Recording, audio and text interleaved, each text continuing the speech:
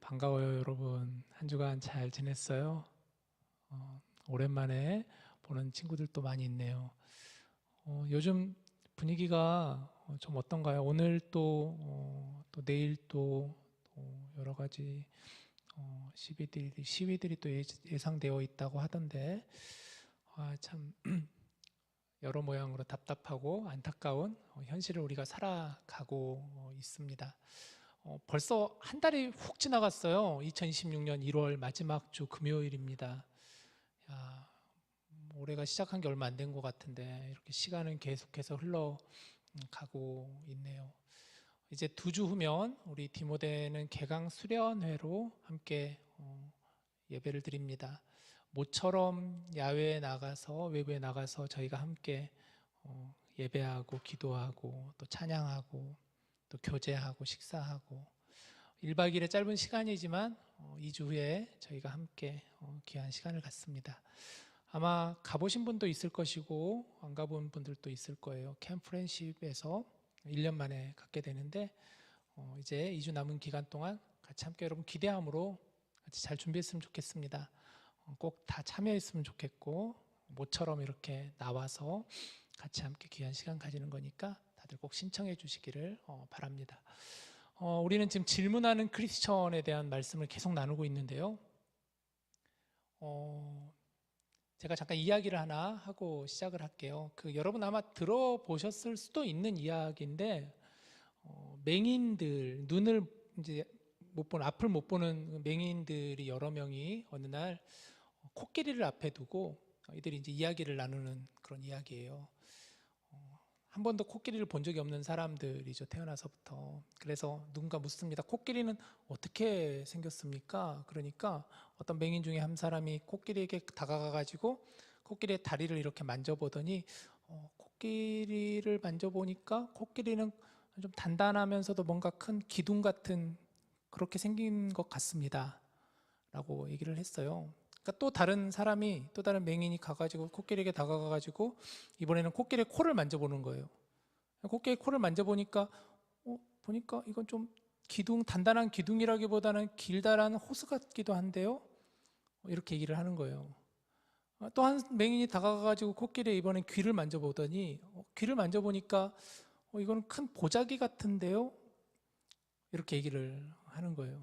사실 각자 만져본 건 다 사실 그대로 얘기를 했지만 정확하게 코끼리에 대해서 묘사를 한 사람은 사실은 없었다고 할 수가 있겠죠. 그런 이야기인데 이게 어떤 이야기인가, 무슨 의미인가 하면, 사실 우리는 어떤 한 부분만을 보면서 그것을 마치 전체인 것처럼 생각하고 착각할 때가 참 많지 않나 하는 생각이 듭니다. 어떤 한 부분만을 가지고 나 저거 다 아는데, 어떤 부분만을 가지고 그걸 경험했으면서 나는 다 아는 것 같아, 이렇게 얘기할 때가 간혹 있죠. 내가 해봐서 아는데, 뭐 이런 거 있죠. 내가 들어봐서 다 아는데, 근데 사실 그게 전부 다 아는 것이라고 할 수 있을까라는 것이죠. 예수님에 대해서도 마찬가지지 않을까 하는 생각을 가져보게 돼요. 우리는 예수님에 대해서 말씀을 많이 듣고 또 예수님에 대해서 우리는 늘 찬양을 하고 또 예수님에 대해서 많은 이야기를 나누는데, 과연 우리가 그렇다면은 그 예수님을 우리가 가지고 있었던 경험과 또 그동안의 여러 가지 시간들 통해 가지고 과연 예수님을 우리가 다 안다고 할 수 있을까? 여러분, 과연 우리가 예수님을 다 안다고 자신할 수 있을까요? 저나 여러분이나 사실 예수님을 다 안다고 할 수 있는 사람은 아무도 없을 거예요. 만약에 예수님께서 이 땅에 오신다면 저는 예수님께 꼭 질문하고 싶은 게 있어요. 여러분, 혹시 예수님이 이 땅에 오신다면 어떤 질문을 여러분 하고 싶으신가요? 여러 질문들이 생각날 거 아니에요. 예수님에 대해서 오시면 예수님 이것도 물어보고 싶고 저것도 물어보고 싶고 여러 가지 묻고 싶은 게 참 많은데, 저도 많은 질문들 중에서 예수님이 오시면 예수님께 이 질문을 꼭 한번 드려보고 싶어요. 예수님은 누구십니까? 어떤 분이십니까? 예수님의 목소리를 듣고 싶고 그 말씀을 하시는 예수님의 표정을 보고 싶고 또 예수님과 함께하는 그 시간과 공간의 느낌을 느껴보고 싶은 마음이에요. 오늘 우리가 보게 되는 이 본문 말씀은 사실 굉장히 유명한 본문이라고도 할 수가 있습니다. 우리가 읽은 본문은 참 유명한 본문이죠. 예수님께서 아마 우리들에게 던지시는 질문과도 같아 보여요. 아마도 예수님이 던지신 그 많은 질문들 가운데 가장 중요한 질문이 아닐까 하는 생각이 드는 본문이 바로 오늘 본문이라고도 할 수가 있습니다. 어느 날 예수님께서 길을 가시다가 제자들에게 물어보십니다. 오늘 보면 13절, 14절 말씀인데 한번 우리 같이 13, 14절을 보시죠. 예수께서 빌립보 가이사랴 지방에 이르러 제자들에게 물어 이르시되 사람들이 인자를 누구라 하느냐. 뭐라고 물어보시죠? 사람들이 인자를 누구라 하느냐라고 예수님 물어보시죠.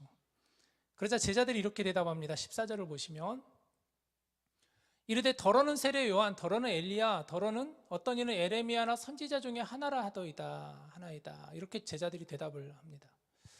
왜 물어보셨을까요? 예수님께서 왜 제자들에게 사람들이 인자를, 그러니까 나를, 예수님이 나를 누구라고 하느냐? 예수님 왜 이 질문을 던지셨을까? 단지 예수님께서 예수님에 대한 평판이나 사람들이 어떻게 생각하는 게 궁금해서 예수님이 질문을 던지셨을까요? 그건 아니셨을 거예요.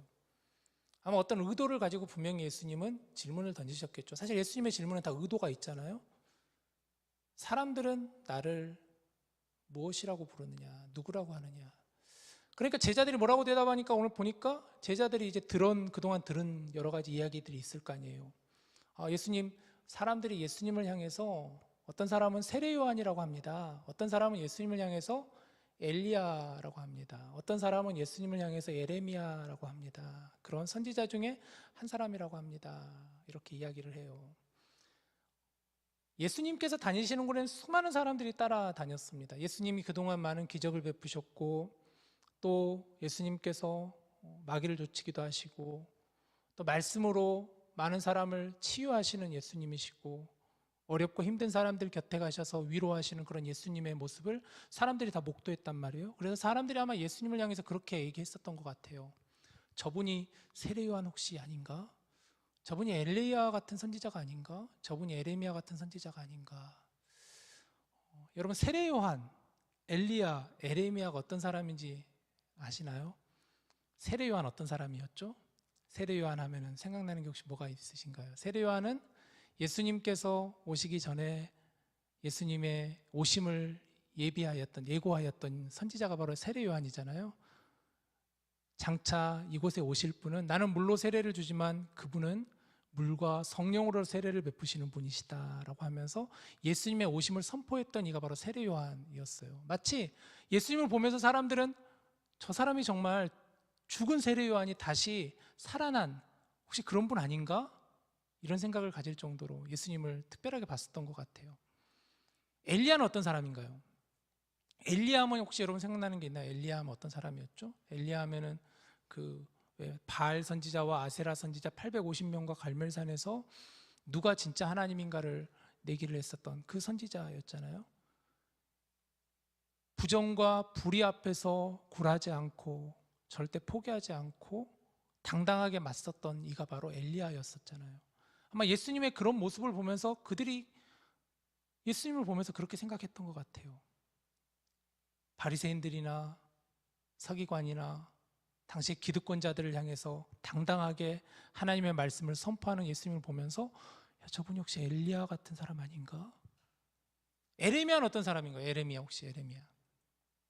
에레미야는 당시 이스라엘 백성들이 바벨론에 의해서 망해져가는 그런 상황 속에서 눈물로 기도했던 선지자가 바로 에레미야였었죠.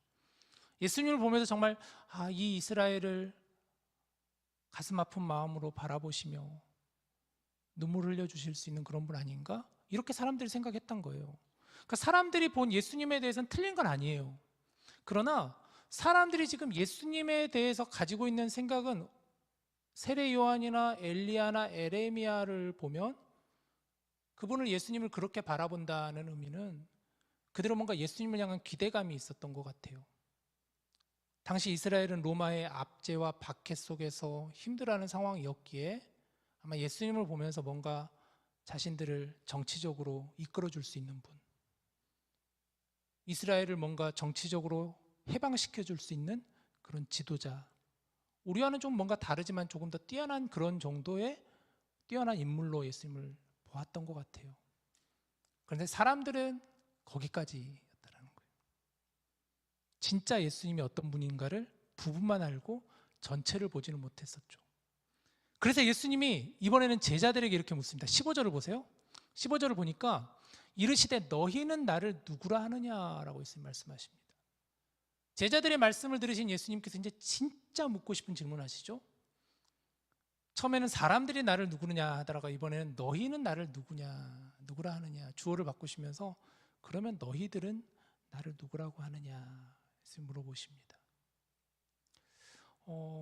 이 질문이 오고 갔던 장소가 어디였는가 참 중요한데 그게 바로 오늘 본문을 보니까 빌립보 가이사랴라는 지역이에요. 빌립보 가이사랴. 빌립보 가이사랴라는 지역이 어떤 곳인가 잠깐 지도를 한번 준비해 봤는데 지도를 한번 봐보시죠.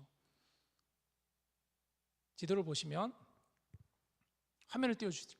네. 지도를 보시면 저기 지금 여러분 잘 안 보일 거예요. 작아서. 근데 빨간색으로 동그란 서클을 그려놓은 게 있죠. 저 지역이 바로 빌립보 가이사랴라는 지역이 위치해 있는 곳이에요. 예수님께서 주로 사역하셨던 곳은 요단강 중심으로 갈릴리 지방을 중심으로 사역을 하셨어요. 지금 보라색 그 위에 있는 보라색 쪽을 중심으로 또 밑에 있는 초록색 쪽을 중심으로 예수님께서 주로 사역을 하셨는데 그런데 어느 날 예수님께서 이제 빌립보 가이사랴라는 지역에 이제 올라가시게 된 거예요. 근데 이 빌립보 가이사랴라는 지역이 도대체 어떤 곳인가? 이 지역은 여러 가지 의미가 있는 지역이라고 할 수가 있습니다. 먼저는 저 빌립보 가이사랴라는 지역에 보면 헬몬산이라는 곳이 있는데 헬몬산이라는 곳은 이스라엘에서도 굉장히 높은 산이에요. 그래서 유독 물이 귀한 이스라엘에서 이 헬몬산에서 겨울에 눈이 녹아서 물이 흐르는 지역이 바로 빌립보 가이사랴라는 지역이었어요. 물이 흐른다는 것은 사람들이 살기에 너무 좋은 지역이었겠죠.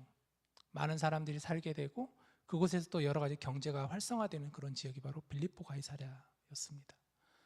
더 중요한 것은 이 빌립보 가이사랴라는 지명이 있는데 가이사랴라는 지명 자체가 당시 로마의 황제였던 카이사르라는 로마의 황제를 숭배하기 위해서 황제를 높이기 위해서 그 지명을 가이사랴라고 지었다고 해요. 지도로 그림을 하나 더 준비해봤는데 한번 보시죠. 이 그림이 아마 이제 그 빌립보 가이사랴라는 지역에 가면 이제 그 당시에 아마 이런 신전이 있었을 것이다라고 사람들이 추정해서 그려놓은 그림이라고 해요. 빌립보 가이사랴라는 지역에 여러 신전이 있었습니다.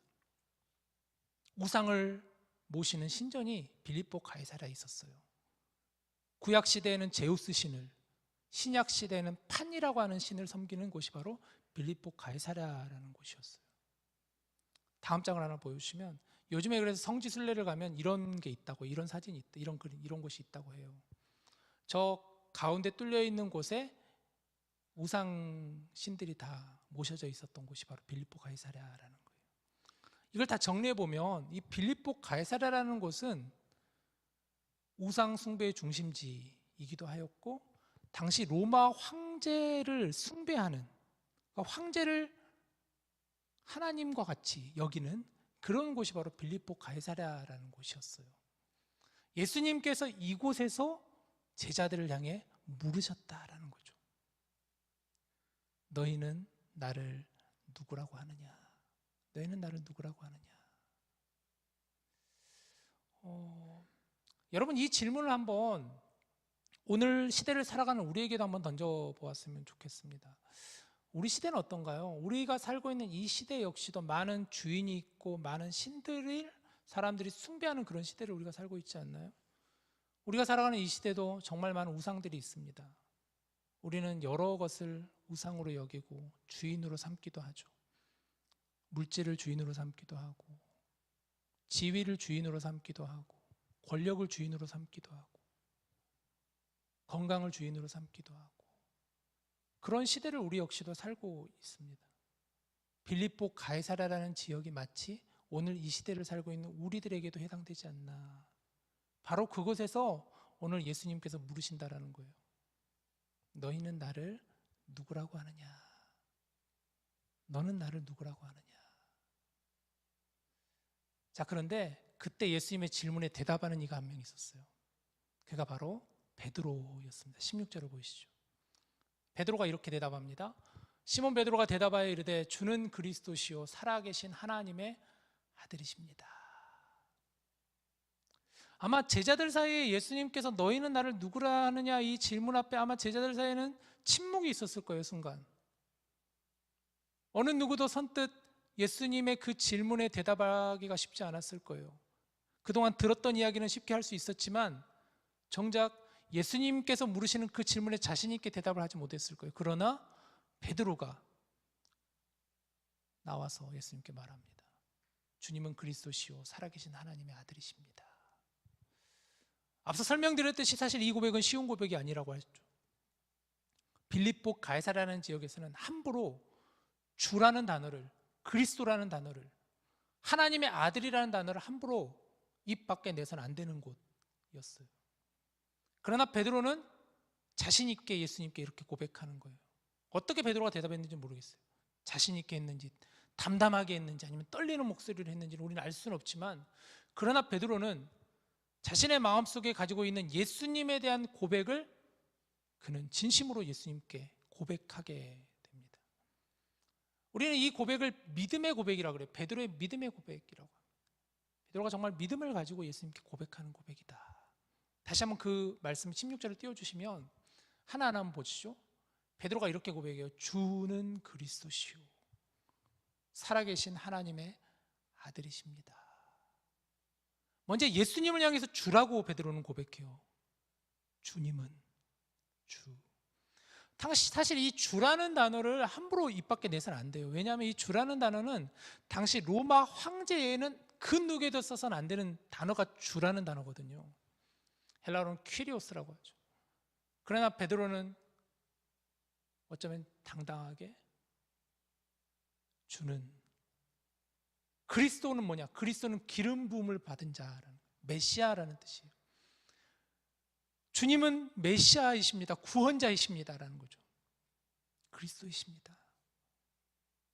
살아계신 하나님의 아들이십니다라고 그랬어요. 살아계신 하나님의 아들이십니다. 당신이 진정 이 땅에 오신 우리를 구원하신 하나님의 아들 메시아이십니다라는 베드로의 고백이에요. 여러분, 우리 베드로를 너무 우습게 여기면 안 되는 것 같아요. 우리는 가끔 베드로를 생각할 때 베드로 보면 여러 가지 베드로가 실수도 많이 저지르고 성미도 급하고 그래서 베드로를 막 우습게 여길 때도 있는데 너무 그렇게 보면 안 되는 것 같아요.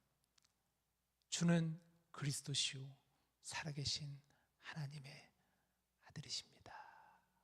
이렇게 베드로는 고백하게 되죠. 자, 그 말씀을 들은 예수님께서 뭐라고 하시느냐? 17절을 보시죠. 17절을 보면 예수께서 대답하여 이르시되 바요나 시모나 네가 복이 있도다 라고 그랬어요. 바요나가 무슨 뜻이냐면 요한의 아들이라는 뜻. 요한의 아들 시모나 네가 복이 있다.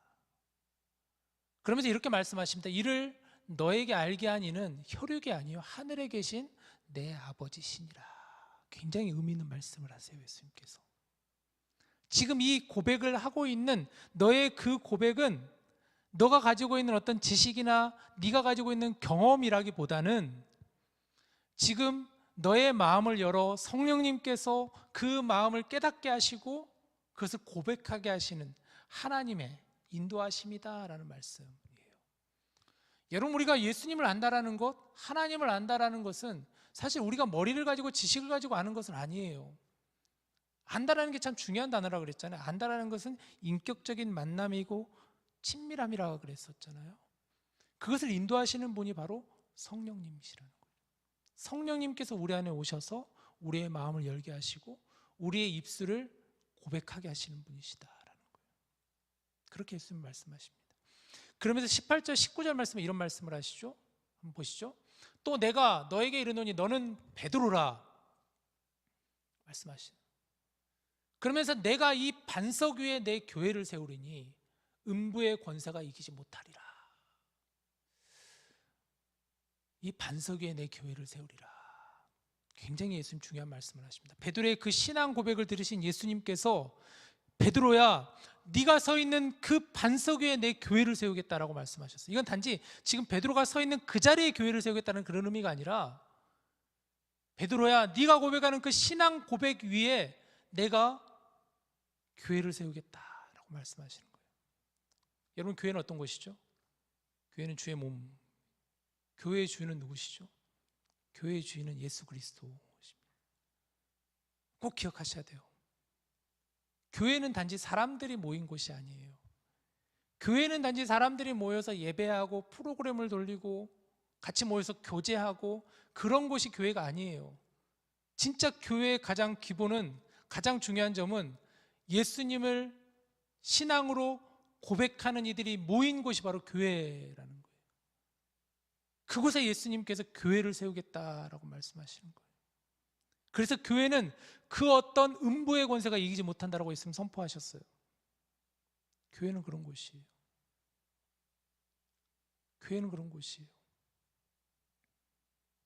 교회는 예수님을 주로 고백하는 이들이, 신앙으로 주님 앞에 나온 이들이 바로 모여 있는 곳이 교회라는 거예요. 제가 이번 이런 일들을 보면서 교회는 어떤 곳인가, 도대체 우리에게 교회는 어떤 곳인가에 대해서 여러 생각을 하게 되는 것 같아요. 여러분들도 그러지 않나요?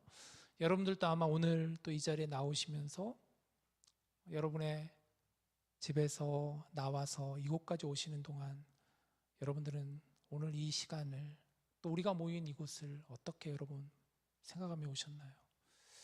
단지 답답해서? 단지 뭔가 위로가 필요해서? 그게 전부가 아니라는 거예요. 우리는 예수님을 신앙으로 고백하는 모임이기에, 그래서 우리가 이 자리에 나온 거예요. 그래서 교회라는 거예요. 그러면서 예수님이 이렇게 말씀하세요. 19절을 보세요. 내가 천국 열쇠를 너에게 주리니 네가 땅에서 무엇이든지 매면 하늘에서도 매일 것이요 네가 땅에서 무엇이든지 풀면 하늘에서도 풀리리라. 예수님이 베드로에게 천국 열쇠를 내가 너에게 맡기겠다 하시는 거예요. 내가 이 천국 열쇠를 너에게 맡기겠다. 이 베드로에게 예수님께서 너와 같이 신앙 고백하는 이들에게 내가 천국의 열쇠를 너희들에게 허락하겠다. 너희들이 그 문으로 들어올 것이다.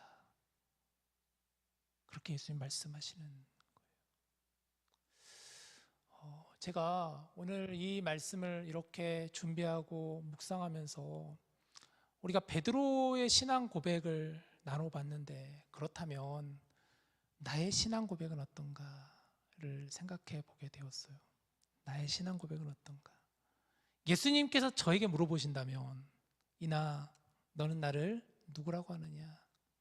예수님께서 여러분에게 여러분의 이름을 부르면서 너는 나를 누구라고 하느냐 물어보신다면 나는 뭐라고 고백할 수 있을까? 저는 두 본문을 묵상했거든요. 그래서 첫 번째 본문은 시편 62편 1절 2절 말씀이에요. 제가 읽어드릴게요. 나의 영혼이 잠잠히 하나님만 바라며 나의 구원이 그에게서 나오는도다. 2절. 오직 그만이 나의 반석이시요 나의 구원이시요 나의 요새이시니 내가 크게 흔들리지 아니하리로다. 저는 이 말씀을 묵상하게 돼요. 사실 이 말씀 제가 굉장히 좋아하는 말씀인데, 말씀을 묵상하면서 준비하면서 문득 제 청년 시절이 떠오르게 되었어요. 제가 이 말씀을 청년 시절에 참 많이 읽고 또 제 마음에 붙잡았던 말씀인데요. 20년 전이죠. 제가 청년 때 20년 전이었는데, 그때는 저도 이제 굉장히 외로운 때가 있었어요. 너무너무 힘들었고 외로웠어요. 앞이 보이지 않고 캄캄하고 너무 외롭고 답답하고 내 미래는 너무 불확실해 보이고, 어떻게 살아야 되나, 뭘 하고 살아야 되나, 무엇이 과연 나에게 의미 있는 삶일까, 막 이런 여러 가지 생각을 했었거든요. 제가 은근히 좀 약간 센티멘트해요. 약간 그런 게 있거든요. 제 강한 F, 저는 완전 F라. 그럴 때 너무 힘들고 이랬을 때 어느 날 저에게 한 친구가 찾아왔어요. 그래서 저를 교회로 인도해 준 친구가 있고, 제가 미국에 있을 때, 그때 1년 동안 미국에 있을 때, 그때 이제 교회를 못 찾고 막 이런 상황 속에서 그때 이제 그 친구가 저를 찾아와서 나랑 같이 교회 나가지 않을래? 그래서 제가 그때 교회에 나갔거든요. 그러면서 그 친구와 같이 함께 예배하고 신앙생활했던 그 교회가 저에게는 참 따뜻한 곳이었어요. 그 교회에 있는 분들이 너무너무 다들 아름다워 보였어요. 한 번은 그 교회에서 굉장히 큰 사건이 있었거든요. 제가 몇 번 여러분들에게 얘기를 나눈 적이 있는데 큰 사고가 났어요.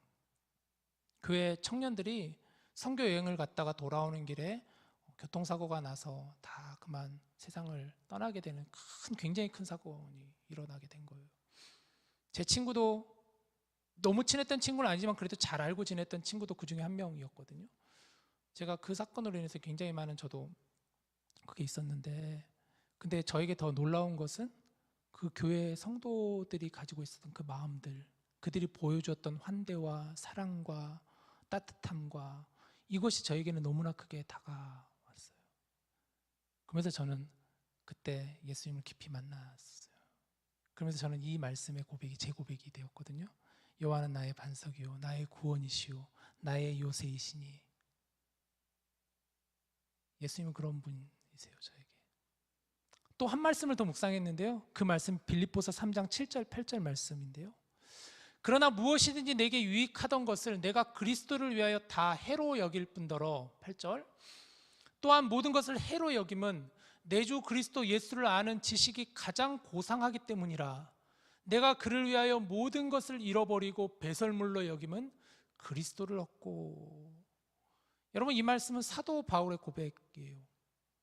사도 바울이 어떤 사람인가요? 그는 정말 지식의 정점을 가지고 있던 사람이었잖아요. 그는 굉장히 명예와 또 권력과 어쩌면 배경과 학벌과 많은 것을 가졌던 이가 사도 바울이었지만 그는 이렇게 고백해요. 내가 모든 것을 다 배설물로 여겼다. 왜냐하면 예수 그리스도를 아는 지식이 가장 고상함이라, 가장 귀한 것이다 라는 고백이죠. 정말 이 고백이 너무나 저의 고백이 되고 싶어요. 저도 많은 걸 붙잡으려고 하는 사람이거든요. 많은 걸 놓지 않기 위해 살아가는 사람이에요. 많은 걸 어쩌면 저도 주인 삼는 사람이라고 생각이 들어요. 그러나 저도 사도 바울과 같이 이런 고백을 하고 싶어요. 모든 걸 다 해로 여길지언정 오직 예수님을 아는 것이 내게 가장 귀함이라, 고상함이라, 이렇게 저는 고백하고 싶어요. 이제 말씀을 정리하죠. 오늘 여러분들과 참 귀한 말씀을 나눴는데, 오늘 말씀을 통해 예수님께서는 우리에게 이렇게 던지시죠. 너희는 나를 누구라고 하느냐? 너희는 나를 누구라고 하느냐? 여러분, 이 질문을 잊지 않으셨으면 좋겠어요. 우리가 신앙생활하면서 때로는 우리가 정말 예수님을 잊어져 가고 있을 때, 아니면 우리의 상황과 환경 속에서 우리가 예수님과 멀어져 갔을 때, 그럴 때마다 예수님이 우리에게 오셔서 마치 빌립보 가이사랴라는 지역에서 예수님이 제자들에게 던졌던 그 질문이 저와 여러분에게 예수님께서 들려주시는 질문으로 들려줬으면 좋겠습니다. 너는 나를 누구라고 하느냐? 베드로는 그 자리에서 주는 그리스도시요 살아계신 하나님의 아들이십니다 라고 고백했습니다. 이 고백은 단순한 말이 아니라고 하였어요. 자기를 붙잡고 있던 모든 불확실과 세상의 눈길을 넘어 하나님께서 열어주신 그 믿음으로 예수님을 온전히 인정하고 그는 고백하였습니다. 여러분의 신앙 고백은 어떤가요? 여러분은 예수님 어떻게 고백하시겠습니까? 그 고백 위에 우리가 모인 공동체가 세워지는 거예요. 여러분이 드리는 그 고백 위에 우리는 주님의 몸된 교회로 나아갑니다. 여러분이 드리는 그 고백 위에 우리의 삶이 더욱 새로워지고 변화될 것이에요. 진정한 고백이 있는 저와 여러분 될 수 있기를 주님의 이름으로 간절히 축복합니다. 우리 함께 이 시간 찬양하고 오늘 말씀을 붙잡고 같이 기도합시다.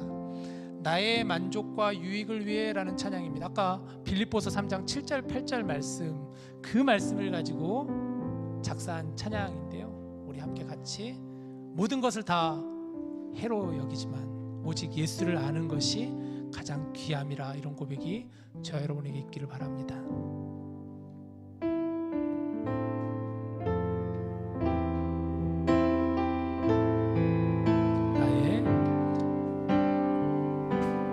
나의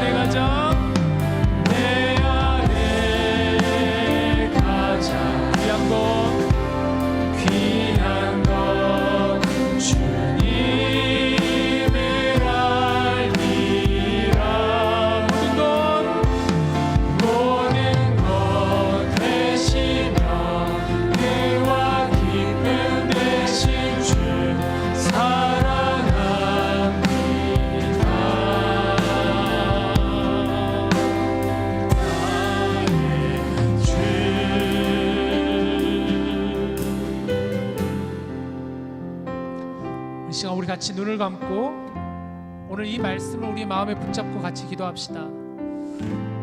정말 주님께서 이 시간에도 우리에게 오셔서 만약에 주님이 질문하신다면 우리는 뭐라고 고백하시겠습니까? 너는 나를 누구라 하느냐? 여러분, 우리의 신앙의 고백 위에 주의 몸된 교회가 세워지고 주님의 몸된 공동체가 이루어져 가고 주님의 나라가 이루어지게 됩니다. 우리 시간 같이 기도할 때 하나님, 제 안에 온전한 주님을 향한 신앙의 고백이 있게 하여 주시옵소서. 모든 것을 다 주인 삼았던 것 해로 여기게 하여 주시고 배설물로 여기게 하시고 가장 귀한 것 오직 주님을 아는 자가 되게 하여 주시옵소서.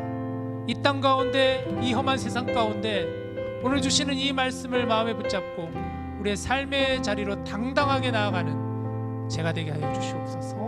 우리 같이 함께 이 시간 고백하며 기도합시다. 기도하겠습니다. 하나님, 우리 사랑하는 청년들이 주님 앞에 입술을 열어 고백합니다. 주는 그리스도시요 살아계신 하나님의 아들이십니다. 고백하였던 베드로의 고백이 나의 고백이 되게 하여 주시옵소서. 주님은 반석이시요 구원이시요 요새입니다. 우리 주님을 아는 것이 가장 귀한 것입니다. 나의 주님이시여, 주님은 사랑이십니다. 주님은 이 땅의 희망이십니다. 주님은 구원자이십니다. 주님은 온 땅의 주인이십니다.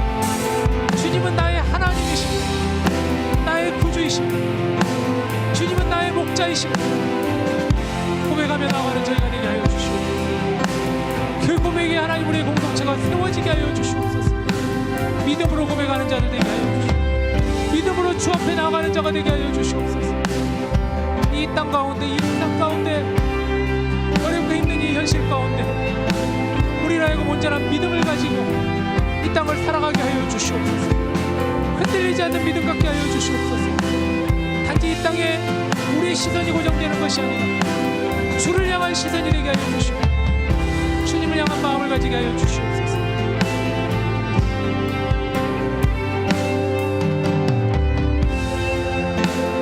하나님, 함께 하여 주시옵소서. 우리 안에 거하여 주시옵소서. 우리 눈을 열게 하여 주시고 마음을 열게 하여 주시옵소서. 주여, 우리 안에 거하여 주시옵소서. 주의 마음.